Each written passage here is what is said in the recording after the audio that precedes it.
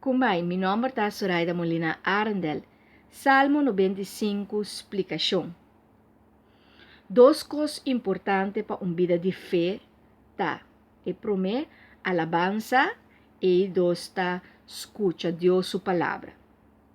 Como que cresce e tem uma vida espiritual ativo.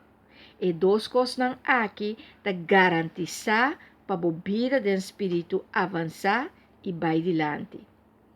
E tá garantizar que você elevar e bobida su território nanta amplia. Alabanza, ilesa, meditar, escucha Dios su palabra. Dios merece alabanza. Anto alabanza que men bisa con grande Dios está, con poderoso está, duna Dios e honor e respeto. Escucha Dios su palabra, lesa Dios su palabra, meditar iba Dios su palabra, abrir a palabra de Dios, anto queda practique alimentar o mês com ele. Nos por hinca rodia para alabar Deus.